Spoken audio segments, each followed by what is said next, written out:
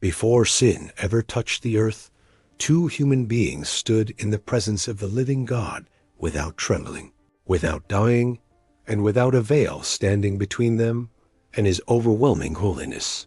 You have read the story of Adam and Eve your entire life, but you have never been told the full truth about what they experienced in Eden and what was lost when they fell.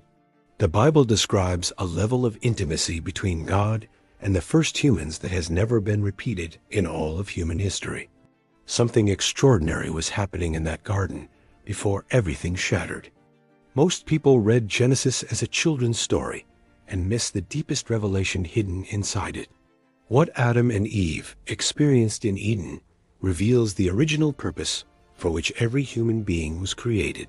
Today, I am going to take you into the Garden of Eden and show you what the Bible actually reveals about whether Adam and Eve saw God face to face and what that means. Genesis chapter 2 verse 7 says, "The Lord God formed man of the dust of the ground, and breathed into his nostrils the breath of life, and man became a living soul before God." Notice the intimacy in this verse. God did not speak Adam into existence from a distance. He formed him. The Hebrew word is yatzer. It means to shape, to mold, like a potter with clay. God's hands were on Adam. He sculpted him. He shaped every detail of his body. And then God leaned in close and breathed his own breath into Adam's nostrils.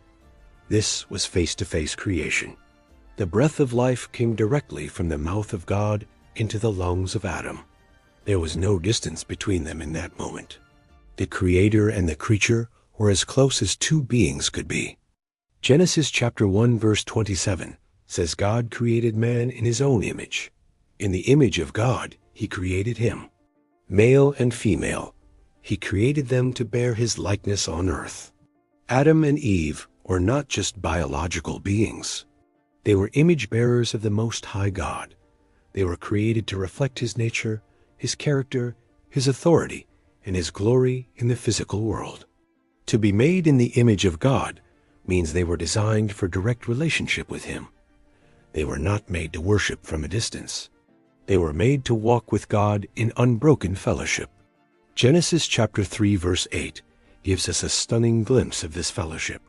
It says they heard the sound of the Lord God walking in the garden in the cool of the day. God was walking in the garden. The Hebrew phrase suggests that this was not an unusual event. The language implies that God regularly walked in the garden. This was a pattern and an established practice.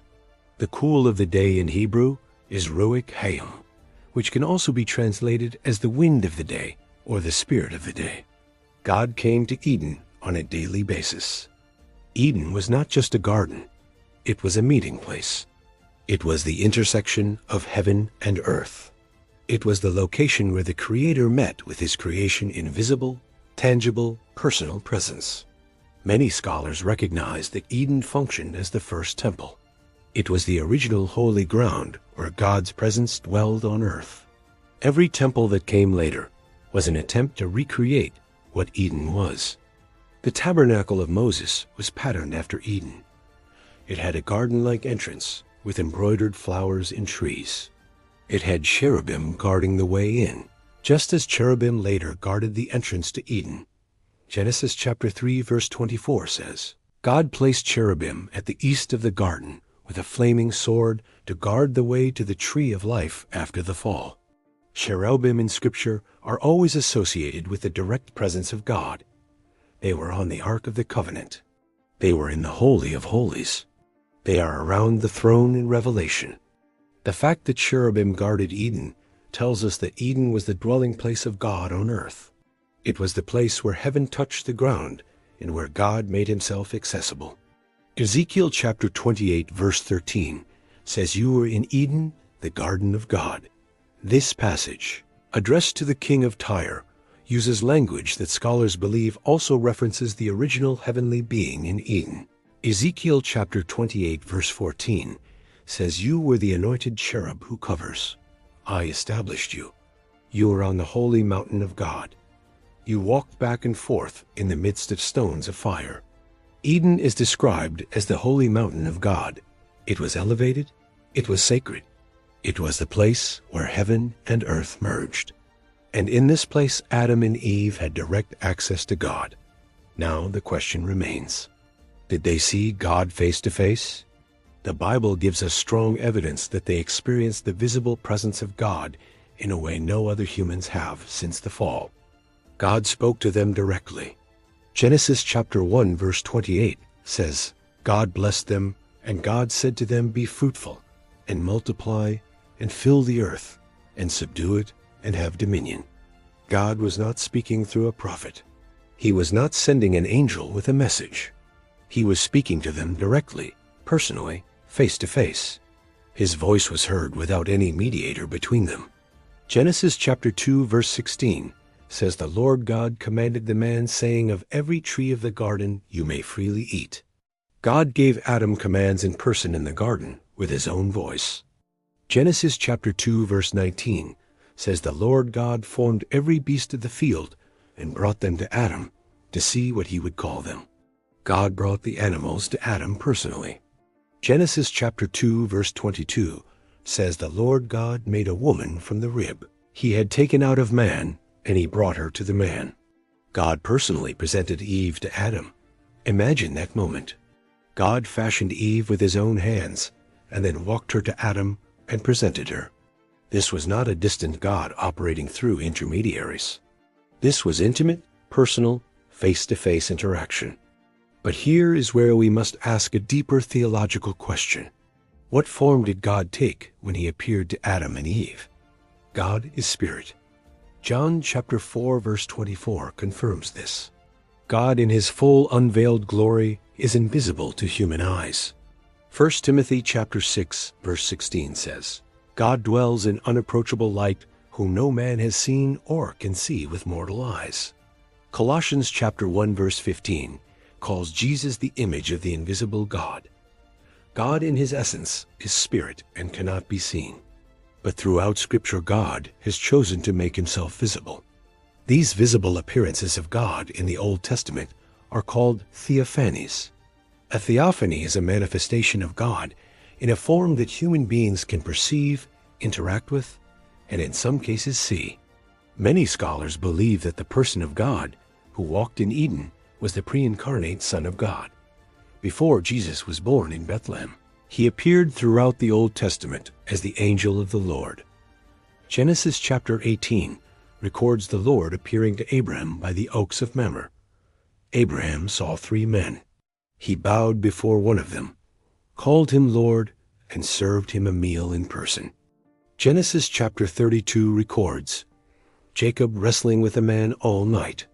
Afterward Jacob said in verse 30, I have seen God face to face, and my life is preserved. He saw God. Exodus chapter 24 verse 9 through 11 says Moses, Aaron, Nadab, Abihu, and 70 elders of Israel went up, and they saw the God of Israel. Under his feet was a sapphire pavement. These were visible encounters with God. They were not visions or dreams. People saw a form. They interacted with a person.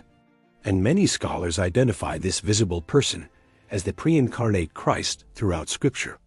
John chapter 1 verse 18 says no one has seen God at any time. The only begotten Son who is in the bosom of the Father, he has declared him. Jesus makes the invisible God visible. If every visible manifestation of God in the Old Testament was the pre-incarnate Son, then it was the Son of God who walked in Eden. It was Jesus before Bethlehem who fellowshiped with Adam. Colossians chapter 1 verse 16 says, by him all things were created that are in heaven and that are on earth, visible and invisible. All things were created through him and for him alone. John chapter 1 verse 3 says, all things were made through him, and without him nothing was made that was made. The Son of God was the agent of creation. He made Adam and Eve. The one who formed Adam from the dust and breathed life into his nostrils was the pre-incarnate Word of God. The same Jesus who later walked the streets of Jerusalem first walked the paths of Eden. This means Adam and Eve saw the visible form of the Son of God. They walked with him. They talked with him. They heard his voice with their ears. They experienced his presence without any barrier. But there is something else we must understand about their condition before the fall. Genesis chapter 2 verse 25 says they were both naked, the man and his wife, and were not ashamed. They were naked and unashamed. Most people read this as a statement about clothing. But many scholars believe this nakedness was not a problem because they were clothed in something far greater than fabric. Psalm 104 verse 2 says God covers himself with light as with a garment. God wears light. Many theologians believe Adam and Eve were originally covered in the glory light of God. They were image bearers clothed in divine glory. The light of God's presence covered them like a garment. They did not need physical clothing because the glory of God was their covering and protection. Romans chapter 3 verse 23 says all have sinned and fall short of the glory of God. The fall was described as falling short of glory.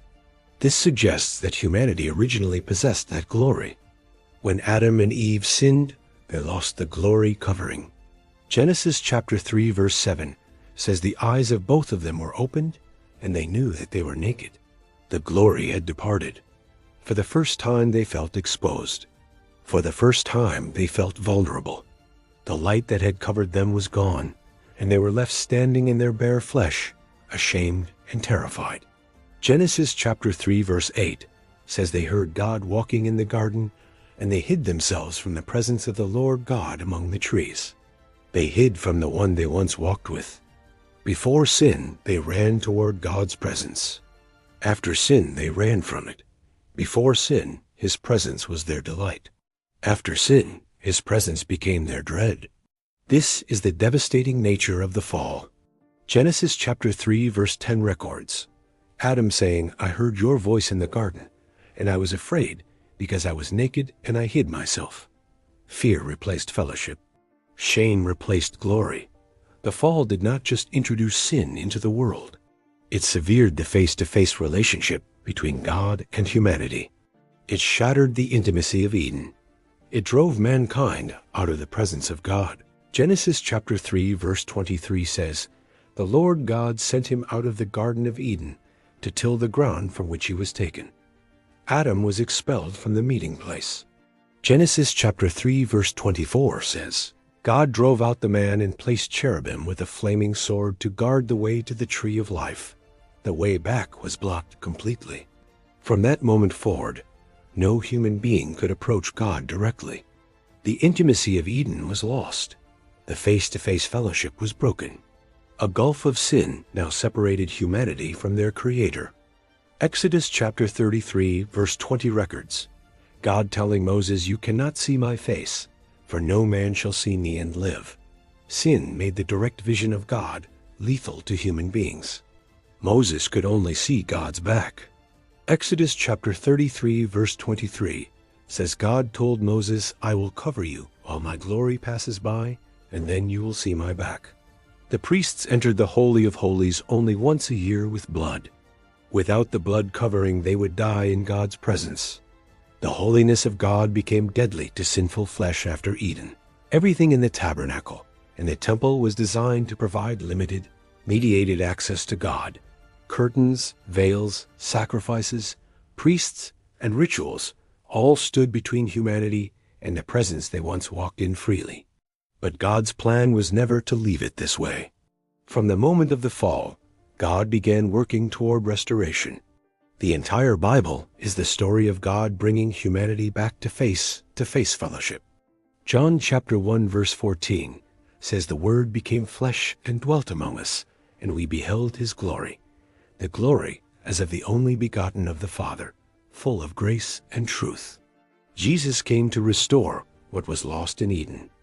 He came to bring God's presence back into the human experience.